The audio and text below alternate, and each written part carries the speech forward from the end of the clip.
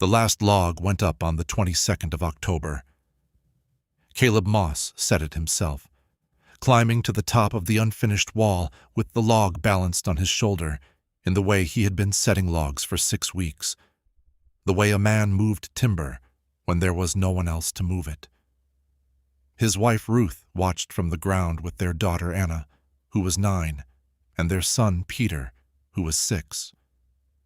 They watched him set the log and notch it into the corner and drive the wooden pegs that would hold it, and when he climbed back down, Ruth did not say anything for a moment, and then she said, "That's the last one," he said. "That's the last one," she said.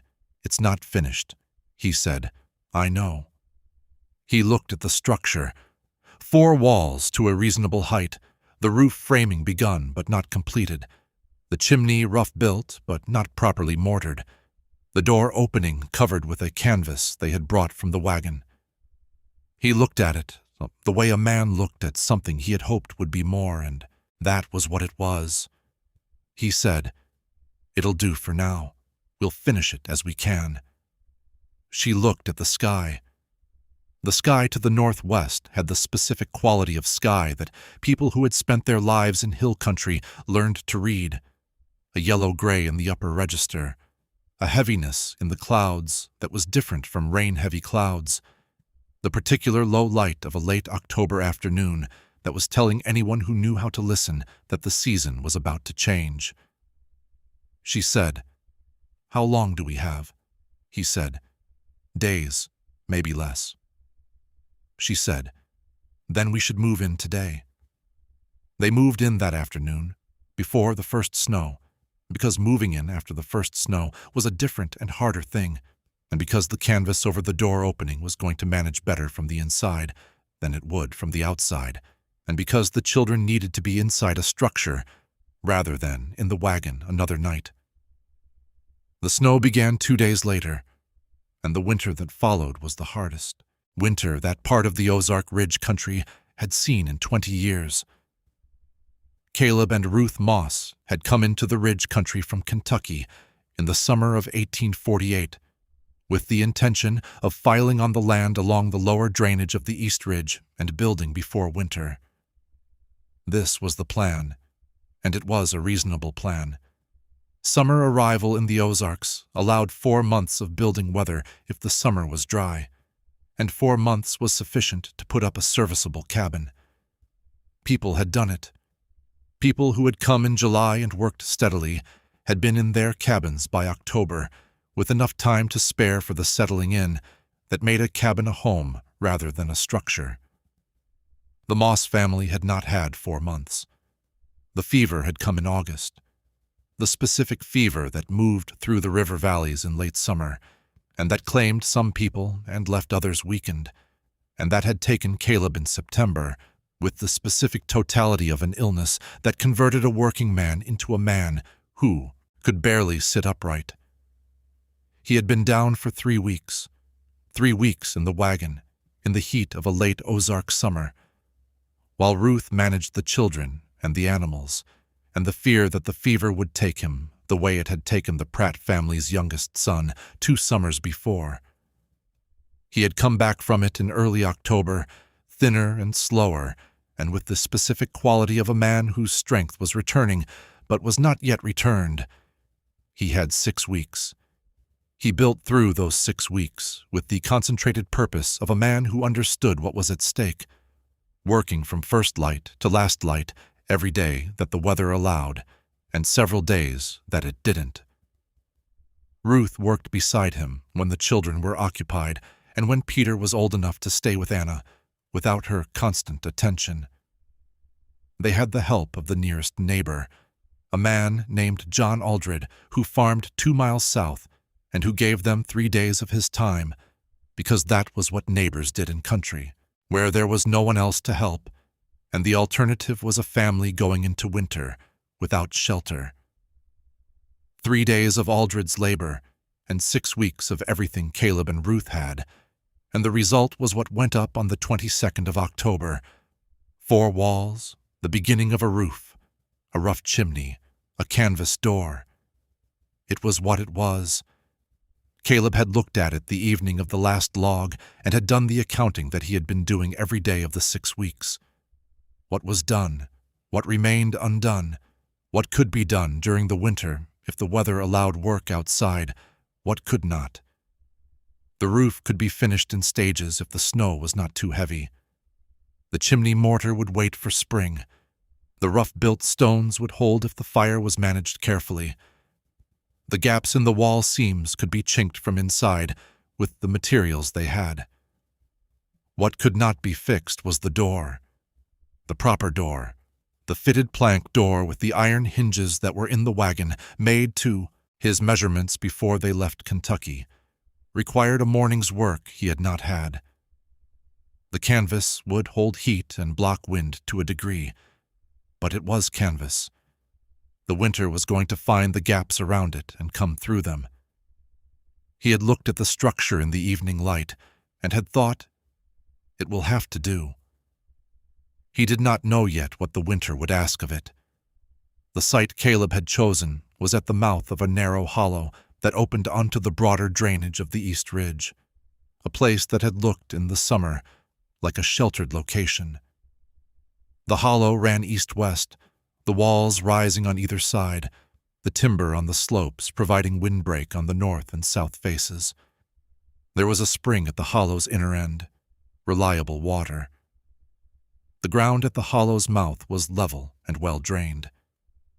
John Aldred, when he came to give his 3 days, had looked at the site and had said something that Caleb had registered and had not fully acted on.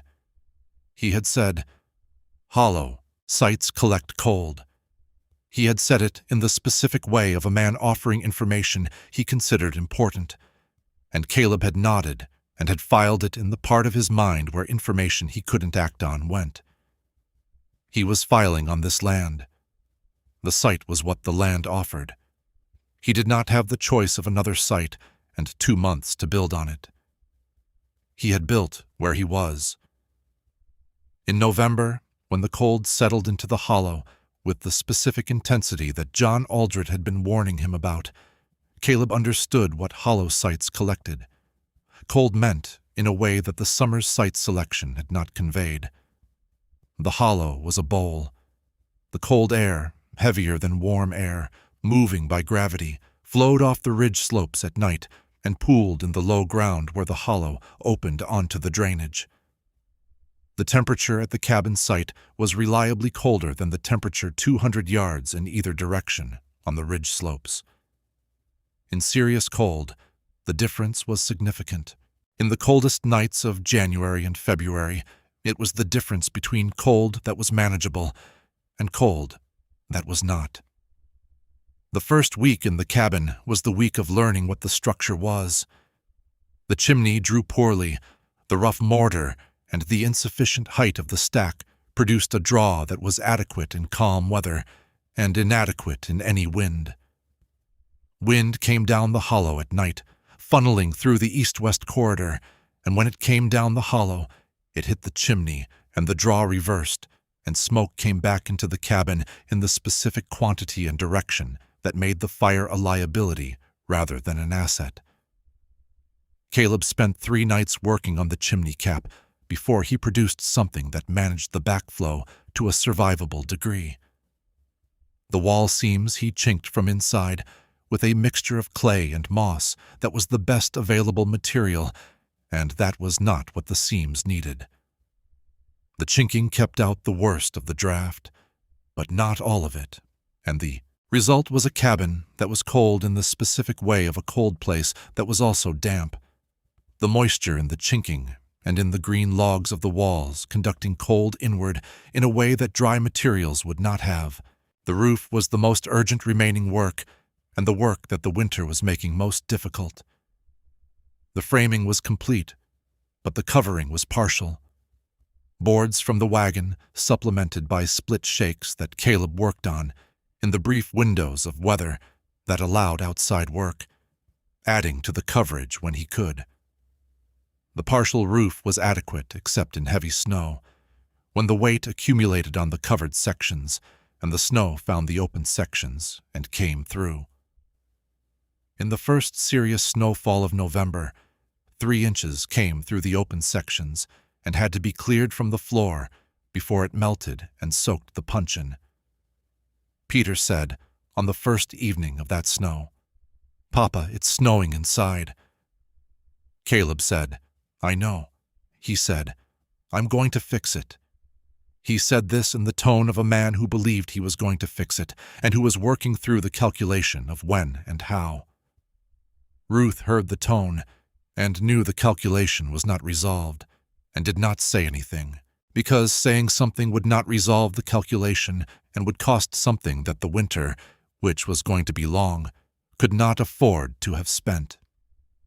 She had her own accounting. The stores were what they were, not quite what she had wanted to bring in, the illness and the building having consumed the time that the provisioning of a winter larder required. She was managing the consumption carefully, the specific management of a woman who had been through one hard winter and knew the difference between a manageable deficit and an unmanageable one. They would be short on cornmeal by February. The smoked meat would last to March if she was careful. The root vegetables were adequate. The children were eating enough.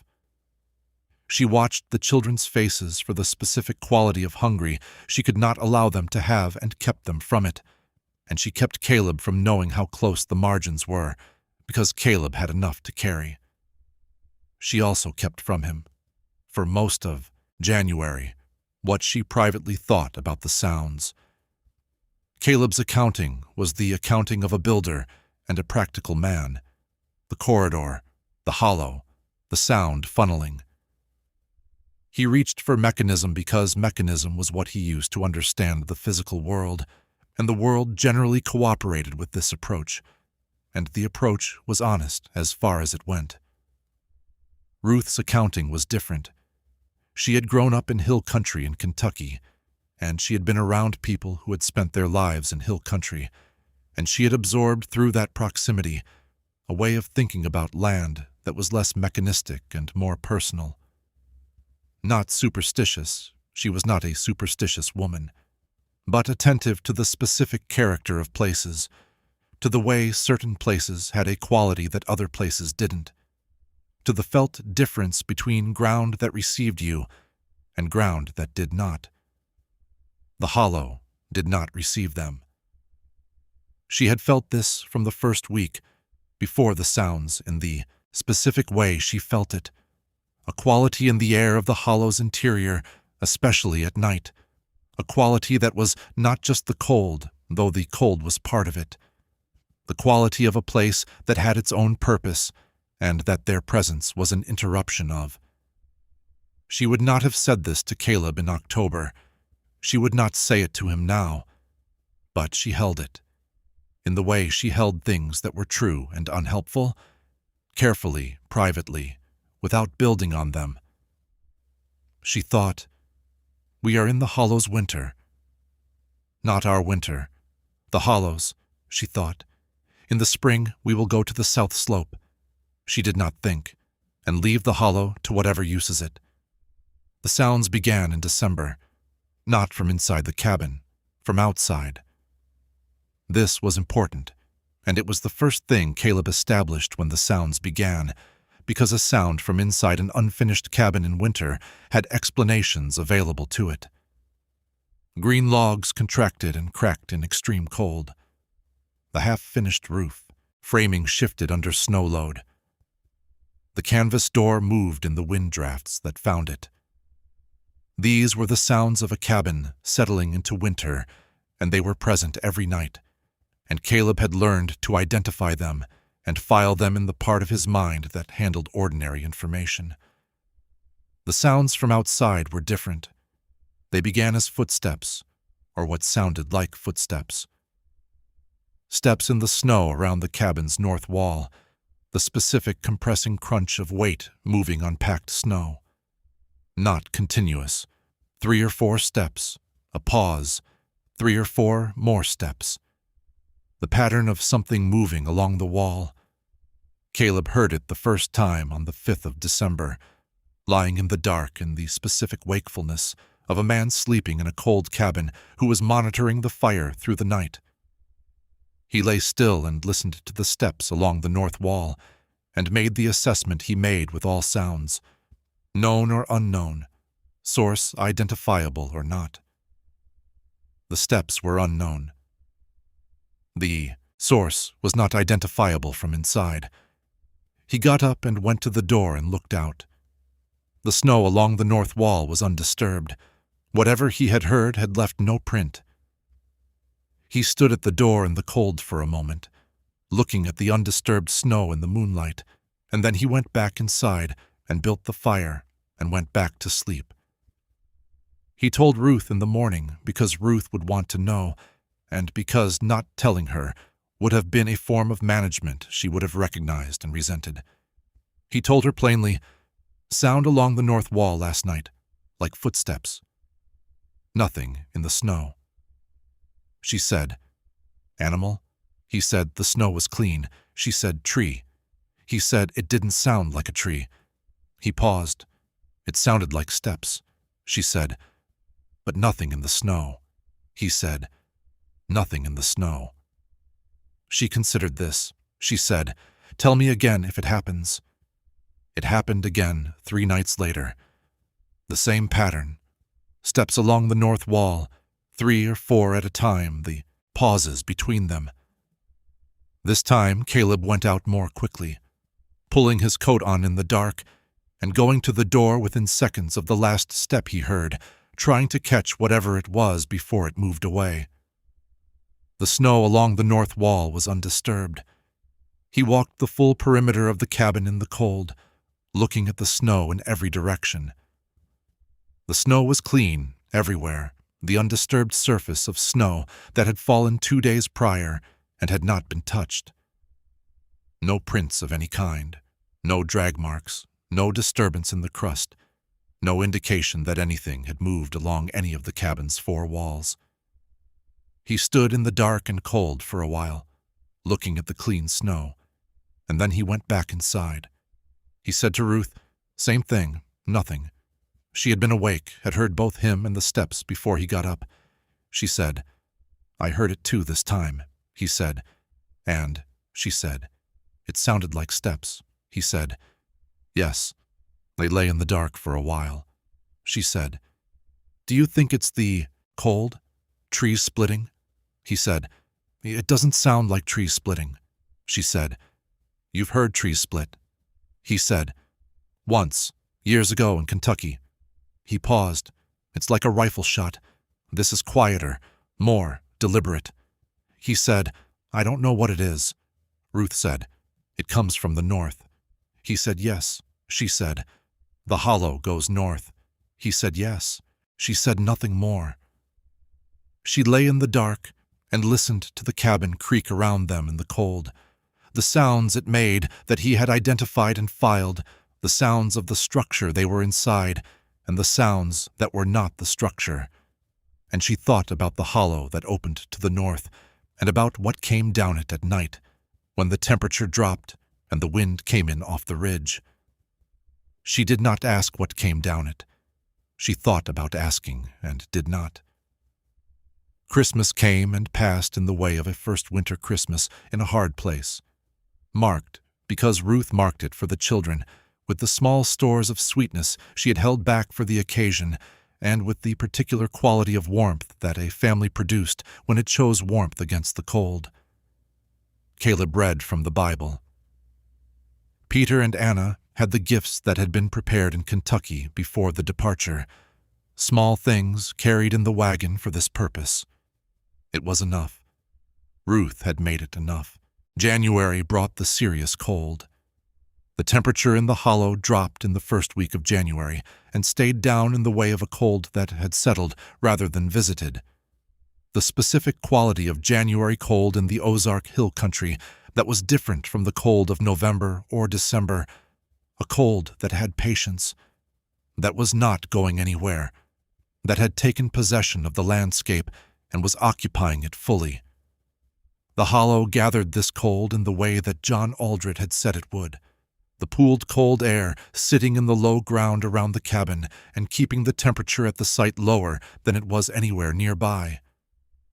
The animals were the first indication. The Moss family had 2 horses and 3 hogs and a dog, all wintered in the lean-to they had constructed on the south side of the cabin, close enough to the cabin's warmth to benefit from it. The horses and hogs were manageable in the cold. They were settled animals with adequate shelter and adequate feed. The dog was not manageable. His name was a name Peter had given him in Kentucky, and he was a farm dog of no particular breed, a working dog who had been with the family for 3 years and who had the specific quality of a dog that had learned the family's rhythms and attached himself to them completely. He had slept inside the Kentucky cabin when the cold permitted and outside it when the weather was mild, and the transition to the Ozark winter had been the transition to inside sleeping full-time, which was an arrangement he had accepted with evident satisfaction.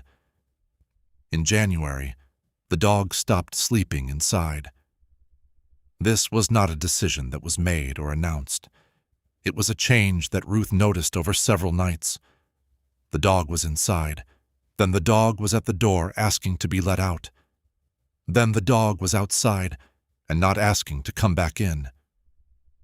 She had thought at first that he had found something outside, some smell or animal sign that was keeping him occupied. But when she checked, he was not ranging. He was at the door of the lean-to, pressed against the south wall of the lean-to in the specific posture of an animal that had chosen a place and was staying in it. She said to Caleb, "The dog won't come in." Caleb looked at the dog in the lean-to, pressed against the wall. He said, "Huh." She said, "He's been doing it for 3 nights." Caleb went to the lean-to and crouched beside the dog and looked at him. The dog was not injured and was not sick. He had the clear eyes and responsive attention of a healthy animal. He was simply not going inside. Caleb put his hand out, and the dog leaned into it in the affectionate way he always leaned. And then, when Caleb stood and moved toward the cabin door, the dog did not follow. He said to Ruth, "He's not hurt," she said. "I know he's not hurt." He said, "I don't know why he won't come in." She said, "I have a thought about why." He looked at her. She said, "He hears what we hear at night. He hears it better than we do, and he's decided he'd rather be in the lean-to." Caleb was quiet for a moment. He said, "That's one explanation," she said. "Do you have another?" He said, "No." The sounds in January were more frequent than they had been in December. Not louder. The volume was consistent. The specific quiet step quality that had characterized them from the beginning. The sound of something moving along the north wall with weight but without apparent mass. They came on 4 nights in the first week of January and on 5 nights in the second week. Always after midnight. Always from the north. Always resolving into undisturbed snow when Caleb checked. He stopped checking after the 3rd time in January. Not because he had stopped hearing or stopped caring, but because the checking had yielded the same result each time, and the cold of going outside to stand in the dark and look at undisturbed snow was a cost with no return. He lay in the dark and listened to the steps along the north wall and filed them, in the part of his mind that held things he could not resolve, and returned to sleep. He was not sleeping well. Ruth was not sleeping well. The children were sleeping fine, which was its own form of grace. Peter and Anna, in their corner of the cabin, slept the sleep of children in cold weather, deep and complete, and if they heard anything in the night, they did not show it in the morning. They showed other things. Anna, who was 9 and old enough to read the quality of adult attention, had developed the specific watchfulness of a child who knew that the adults around her were managing something and who was waiting to find out what it was. She watched her father's face when he came in from outside. She watched her mother at the fire. She did not ask the questions she was forming, because she had learned, in 9 years of being Anna, that the right time to ask was not always immediately, and that some questions answered themselves if you watched long enough. Peter was 6 and watched nothing in particular and noticed everything. He said one January morning, when the cold in the cabin was such that their breath was visible at the breakfast table, "Papa, why does the house breathe?" Caleb looked at him. Peter said, "It breathes out the cracks. You can see it." He meant the cold air coming in through the wall seams, the vapor visible in the cold interior. Caleb said, "That's the cold coming in, not the house breathing." He said it in the patient way he spoke to Peter, specifically, accurately. Peter considered this. He said, "But the house makes sounds at night." Caleb said, "Yes, the logs contract in the cold. That's a normal sound." Peter said, "Not those sounds. The outside sounds." Caleb looked at Ruth. She said to Peter, "Those are animals in the timber. Far away, but the hollow carries the sound close." She said it in the specific way of a parent offering a reassurance she was not certain was complete, and Peter, who was 6, accepted it with the provisional acceptance of a child who was not sure he believed something, but was willing to wait. Anna said nothing. She looked at her bowl. Caleb showed it. He was doing the work the winter required, finishing the roof sections in the brief windows of workable weather, managing the fire, tending the animals, maintaining the chimney, through the specific ongoing work that the rough-built stack demanded. He was doing all of it, and he was doing it on interrupted sleep and the specific fatigue of a man who was not quite recovered from the fever and who had built a cabin in 6 weeks and was now wintering in it and listening to things outside it at night. He said to Ruth, "In the 2nd week of January, I'm going to look at the north side in the morning, the ground out there. I want to see the terrain more carefully." She said, "What are you looking for?" He said, "I don't know." He said, "Something that would explain what we hear." He went out in the morning and walked the north side of the cabin in the winter light and looked at the ground and at the terrain of the hollow beyond the cabin's north wall. He had looked at this ground in the summer, when he had been choosing the site and assessing the hollow. He had looked at it as available ground, level, well-drained, adequate. He had not looked at it as a corridor. The hollow ran north from the cabin, the walls rising on either side, the corridor between them perhaps 40 feet wide at the point where it passed the cabin's north wall. He stood and looked up the hollow and thought about what came down it at night. The cold air coming off the ridge, funneling through the corridor, hitting the north wall of the cabin. The temperature differential between the hollow and the open ground to the south. The way sound carried in a corridor, bouncing between the walls, traveling farther and with more definition than it traveled in open terrain. He thought about what John Aldred had said. Hollow sites collect cold, he thought. They also collect sound. He went back inside and said to Ruth, "I think the hollow funnels things. Sound, cold, wind. Whatever moves down it at night, we hear it on the north wall because the north wall is the first thing it meets." Ruth said, "What moves down it?" He said, "I don't know.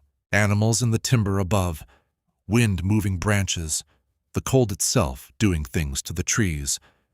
He paused. Sound carries strangely in a hollow. We might be hearing something that's actually far up the ridge, and the hollow is bringing it to us clear and close. Ruth looked at him. She said, "That's possible." He said, "Yes," she said, "but it sounds like steps." He said, "Yes," she said, "and the snow is undisturbed." He said, "Yes."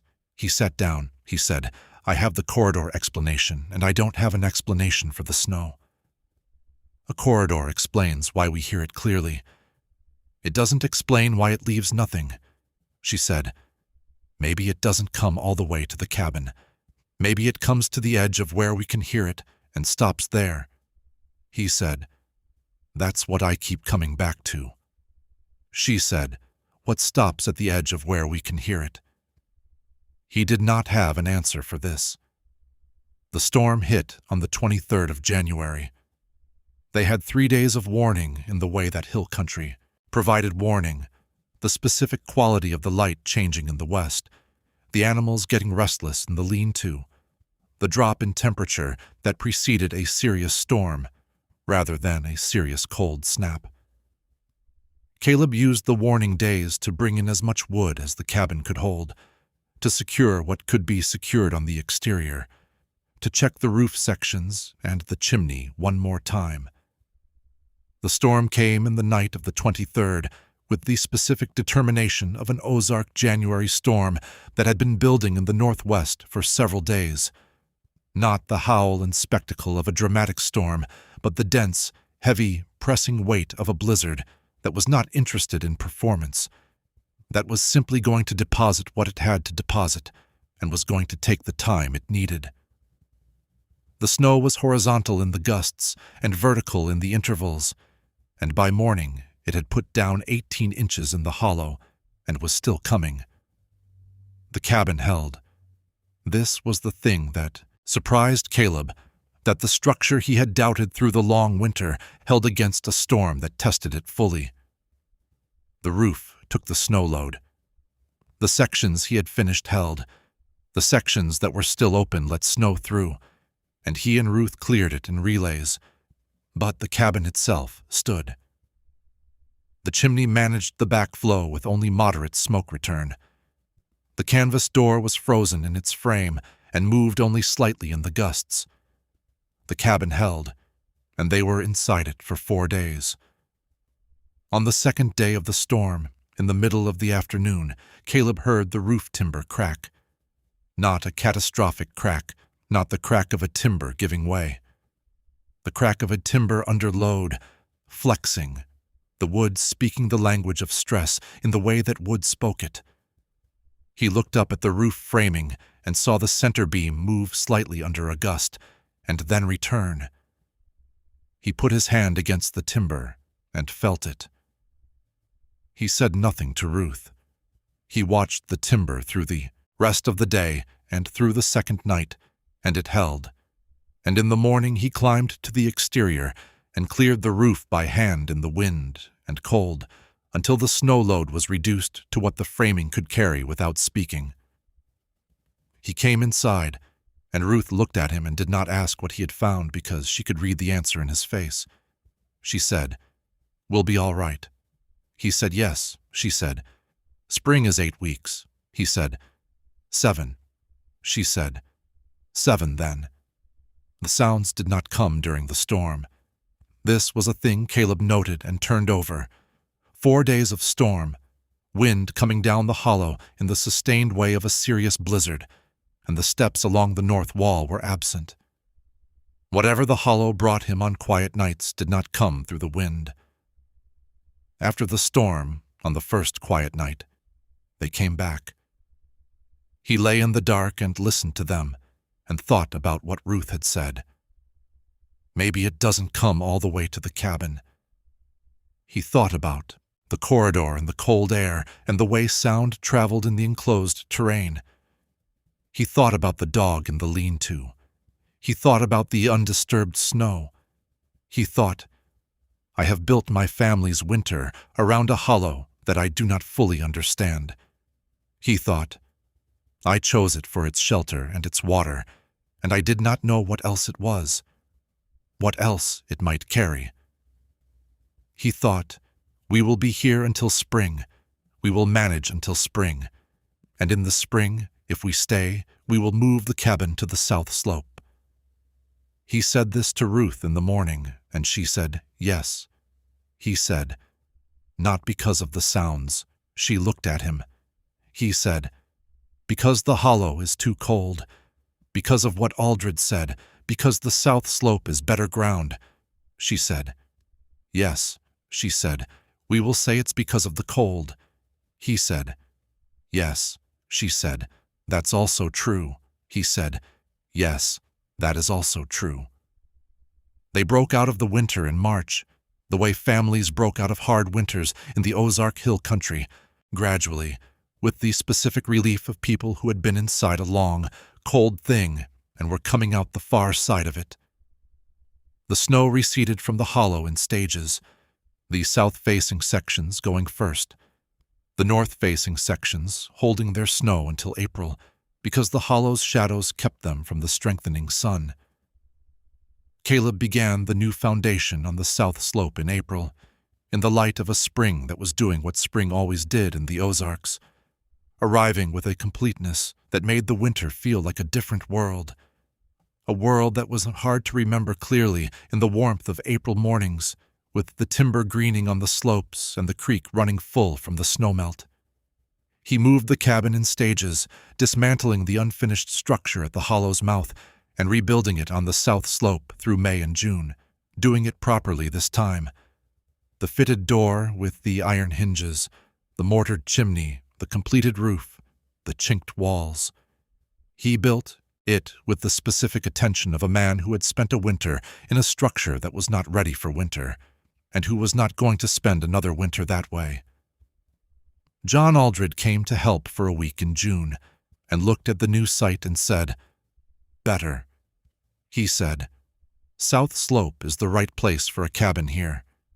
He said it in the specific way of a man who had said something relevant several months earlier, and who was not going to point this out. Caleb said, "I know," he said. "I should have listened better in October." Aldred said, "You were building in 6 weeks with your health coming back. You put up what you could where you could." He paused. "You got through it." Caleb said, "Yes," he said. "I got through it, and I don't fully know how." Aldred said, "The cabin held." Caleb said, "The cabin held." He looked at the hollow site, visible from the south slope, the cleared ground at its mouth where the original foundation had been. He said, "The hollow helped in some ways.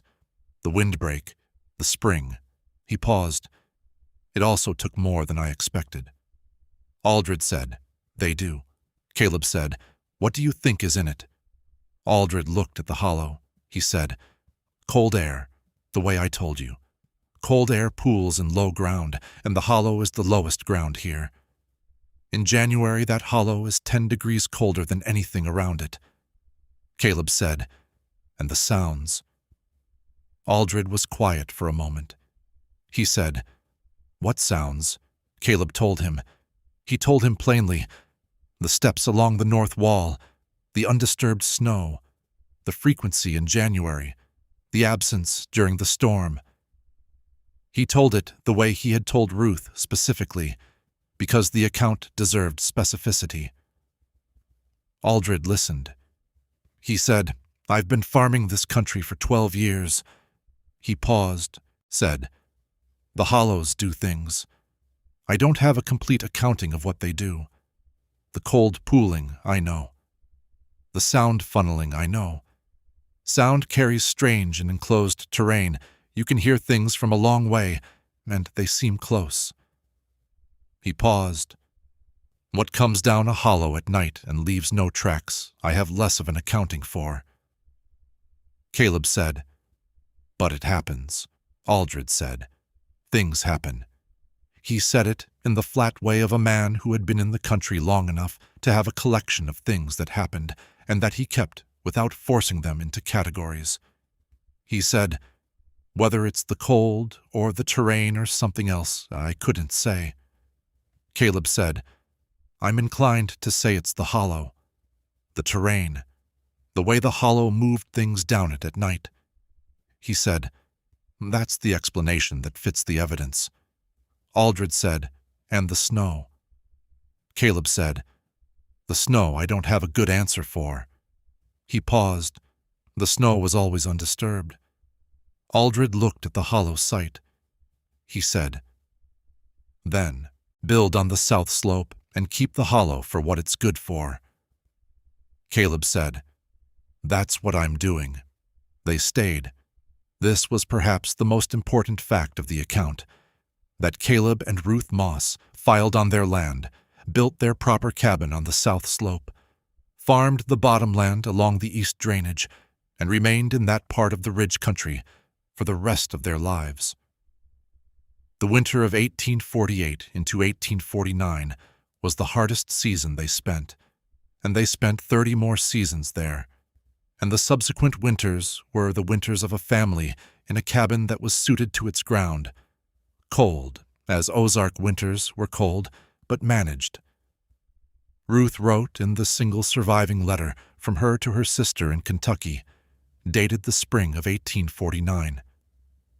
"We have come through the winter.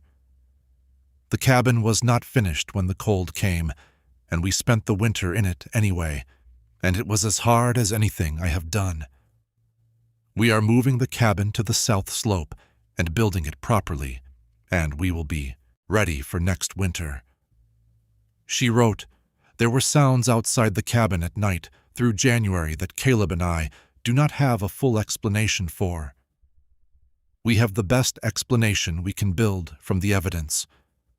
The hollow we were in collects cold air and funnels sound, and what we heard was probably something moving at a distance that the hollow brought close and clear. Probably." She paused. The pause was visible in the letter, the word followed by a dash that suggested a stopped sentence. Then she continued. "The snow outside the north wall was always undisturbed. I do not have an explanation for the snow." She wrote, "The land here is strange in ways that are not always explainable. I am learning this. Caleb is learning this. The people who have been here longer already know it and say it plainly when you ask them. The land does things. Whether that is the terrain or the weather, or something that neither of those words captures, I cannot say. We are staying. The south slope is good ground. The hollow belongs to the hollow." She wrote, "I think it was there before we came, and will be there after we are gone, and the winter we spent in it was the winter it let us spend. We did not understand it, and it did not require us to. The hollow is still there. The south slope cabin that Caleb Moss rebuilt in 1849 is gone.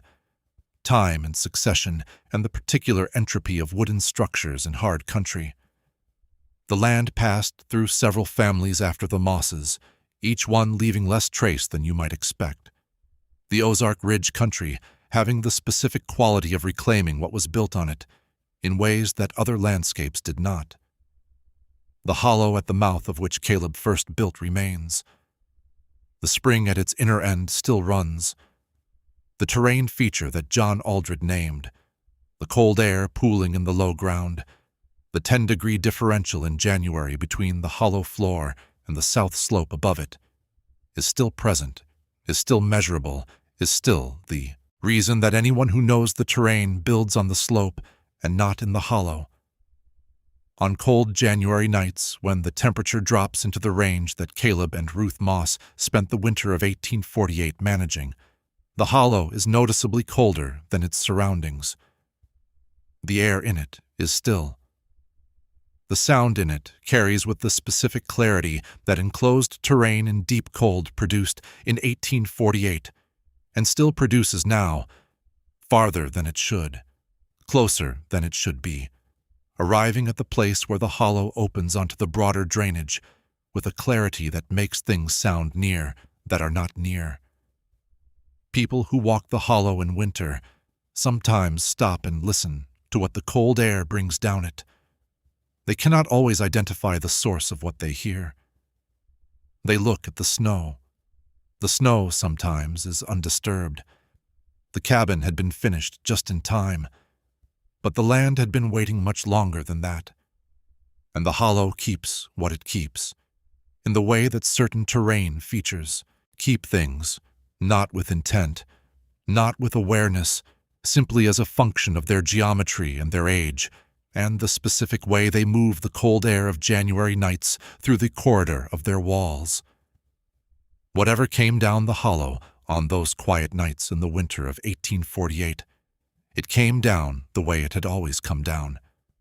Before the cabin was there, after the cabin was gone. The same, either way. Patient in the way that hollows were patient, which was the patience of a place that had never needed to hurry,